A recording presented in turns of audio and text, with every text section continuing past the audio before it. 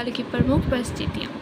किसी युग विशेष के साहित्य को समझने के लिए अथवा उसका मूल्यांकन करने के लिए उस युग की विभिन्न परिस्थितियों और युगीन वातावरण को जानना परम आवश्यक होता है।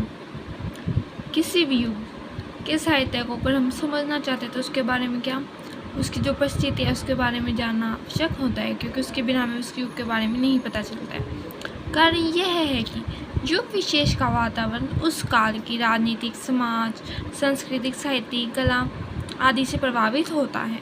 हिंदी साहित्य का रीतिकाल भी इसका अवाद नहीं है। इस काल में जो घोर श्रृंगारिक काव्य लिखा गया है उसके पीछे तत्कालीन राजनीतिक, सामाजिक, धार्मिक और सांस्कृतिक परिस्थितियाँ बहुत कुछ उत्तरदायी हैं। हिंदी के रीतिकाल साहित्य को जिन परिस्थितियों ने प्रभावित किया उनका विवेचन इस प्रकार है। हमारा जो हिंदी का रीतिकाल है उसे हम कैसे जान सकते हैं? उस समय की राजनीतिक, सामाजिक, धार्मिक और सांस्कृतिक परिस्थितियों के द्वारा ही हम समझ सकते हैं, क्योंकि वही हमारे साहित्य को प्रभावित करती हैं। रीतिकाल की परिस्थितियाँ। राजनीतिक परिस्थितियाँ। राजनीतिक दृष्टि से यह काल घोर निराशा एवं पतन का काल था। इससे पूर्व सम्राट अकबर ने अपने उदारवादी दृष्टिकोण से हिंदू मुस्लिम समन्वय पर बल दिया और अपने राज्य की नींव को सुदृढ़ किया। रीतिकाल के समय में था, राजनीतिक परिस्थितियाँ अच्छी नहीं थी। उससे पहले जो अकबर था उसने हिंदू मुस्लिम में समानता का भाव रखा हुआ था और एक अच्छे राज्य की नींव रखी थी। इसके बाद जहांगीर ने राज्य विस्तार की ओर विशेष ध्यान नहीं दिया। इसके बाद कौन? जहांगीर आया जिसने विशेष ध्यान नहीं दिया राज्य के विस्तार पर, बल्कि काव्य, संगीत और कला के विकास पर अवश्य ध्यान दिया। जहांगीर के पश्चात शाहजहां दिल्ली के शासन पर बैठा। उसके शासनकाल में भी शांति कायम रही। जहांगीर के बाद शाहजहां आया, उसके शासनकाल में भी वहाँ शांति रही थी राजनीतिक परिस्थितियों में। अतः राजनीतिक शांति के फलस्वरूप साहित्य में भी कलात्मकता का विकास होने लगा। शाहजहां का काल सुख, शांति और समृद्धि का काल था। सभी बादशाह साहित्य, कला और संस्कृति के प्रेमी थे। ताजमहल उनकी कला प्रियता का जीता जागता प्रमाण है। उनके काल में कला को अधिक महत्व दिया गया था। वह भी कला के प्रेमी थे। ताजमहल उनकी कला प्रियता की जीता जागता प्रमाण है। शाहजहां की मृत्यु के पश्चात उसके पुत्र उत्तराधिकारी के लिए लड़ने लगे। जब शाहजहां की मृत्यु हो गई, जो उसके बाद उसके जो पुत्र थे वो राजगद्दी के लिए एक दूसरे से लड़ने लगे। औरंगजेब ने अपने बड़े भाई दारा का वध करके शासन की बागडोर संभाल ली।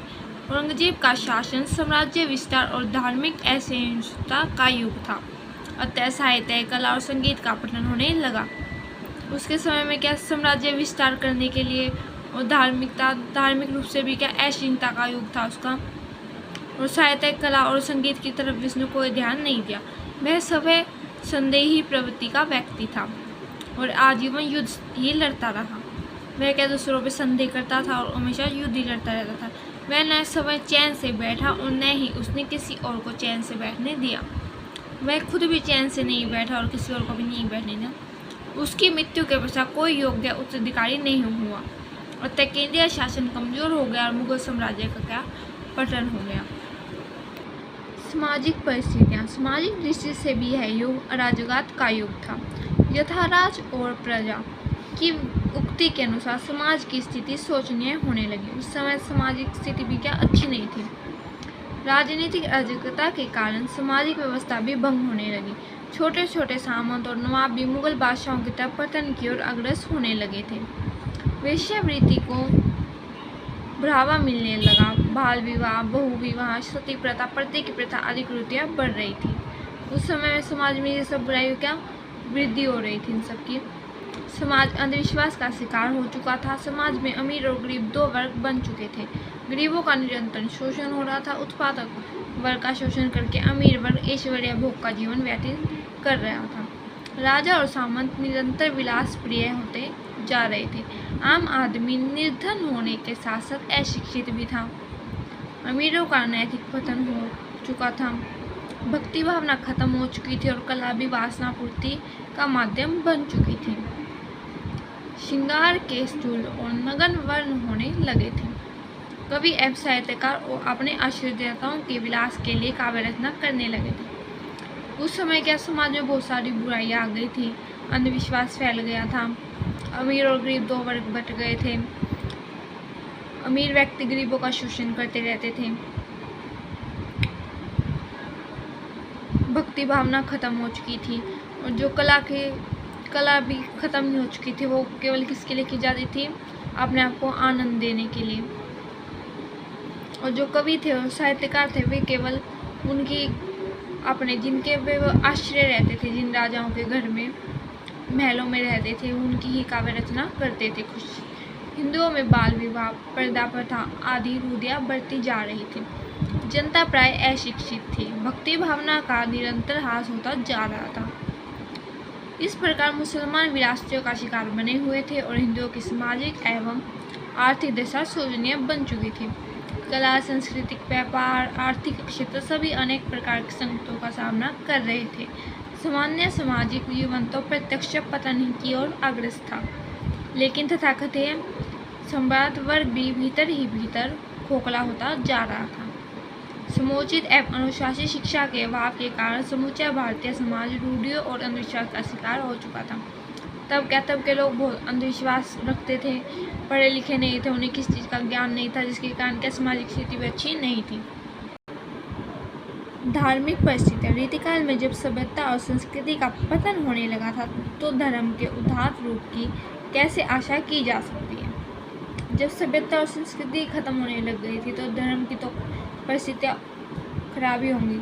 तत्कालीन जनता रूढ़ियों और विश्वासों का शिकार बनी हुई थी। धर्म में अनेक विकृतियाँ आ चुकी थी।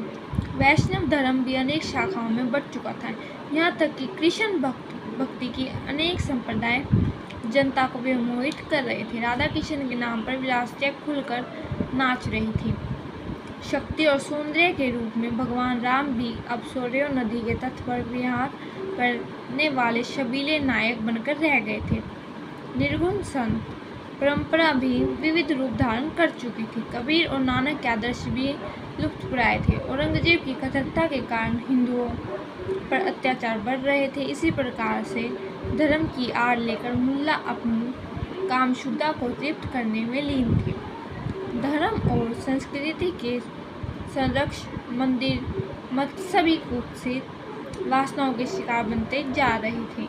पूर्व प्रचलित सभी प्रकार के आध्यात्मिक और धार्मिक संप्रदाय कुत्सित भावनाओं से अपने आप को सुरक्षित नहीं कर रख सके। अन्य संप्रदायों की देखी सभी में धर्म के नाम पर दुकानदारी पनपने लगी। मतलब अब कोई भी धर्म नहीं रहा था, सब क्या सिर्फ अपनी लालसा, अपनी इच्छाओं को पूरा करने के लिए धर्म में क्या अंधविश्वास पाल रहे थे। परिणामतः भक्ति रस श्रृंगारिता में डूब गया। ऐसी स्थिति में धर्म का सत्स्वरूप लुप्तप्राय हो गया था। अकबर, जहांगीर, शाहजहां आदि के काल में संगीत, कला, कौशलता का जो विकास हुआ था अब वह निरंतर पतन की ओर अग्रसर था। इस काल में केवल दो चित्रशैलियाँ विकसित हुई, राजस्थानी शैली और कांगड़ा शैली। साहित्यिक परिस्थितियाँ। रीतिकाल की साहित्यिक परिस्थितियाँ भी अनुकूल नहीं थी। रीतिकाल में साहित्यिक परिस्थितियाँ भी अच्छी नहीं थी। भक्ति का स्थान श्रृंगार ने ले लिया था। रीतिकालीन कवि अपने आश्रयदाता की विलासिता वृत्ति को तृप्त करने के लिए घोर श्रृंगार काव्य की रचना कर रहे थे। रीतिकाल के जो कवि थे, जो जिन राजाओं के वहाँ आश्रय में रहते थे, उनके बारे में क्या अच्छा वर्णन करते थे, उनको ही खुश करने के लिए रचनाएं करते थे। कला और साहित्य केवल मनोरंजन का साधन बनकर रह गया था। कला और साहित्य था वो केवल मनोरंजन का ही साधन था। इस समय का साहित्य अपने उच्च आदर्शों से गिर गया था। अधिकांश कवि संस्कृत के आचार्यों की नकल करके लक्षण और उदाहरण ग्रंथ लिखने में लीन थे। फिर विभूषण जैसे कवियों ने इस काल में कुछ वीर रस प्रधान काव्य भी लिखा। मुगल दरबार में अब भी फारसी भाषा प्रचलित थी, पर फारसी कवि भी अपने आश्रयदाता को प्रसन्न करने में लगे हुए थे। इस प्रकार काव्य और कला में प्रदर्शन की प्रवृत्ति बढ़ती जा रही थी। रीतिबद्ध काव्य शैली और श्रृंगारिकता का आधिकारिक विकास होने लगा। डॉक्टर शिव कुमार शर्मा ने इस बारे में सही लिखा है। इसका श्रृंगारिकता दोष रीतिकालीन साहित्यकार पर नहीं मरा जा सकता। इसका बहुत कुछ दायित्व तत्कालीन नरेशों की मनोवृत्ति और उस समय के चतुर्दिक व्याप्त वातावरण पर है। हिंदी कवि को उस समय के दरबारी फारसी कवि से होड़ लेनी पड़ रही थी। उस समय के जो कवि थे वे केवल किसको, जिस राजा के पास वे रहते थे आश्रय में, उसको ही खुश करने के लिए रचनाएं करते थे। वे एक दूसरे की नकल में ही रचनाएं कर रहे थे, फारसी भाषा में, संस्कृत भाषा में, इसलिए उस समय का साहित्यिक परिस्थितियाँ भी क्या अच्छी नहीं थी।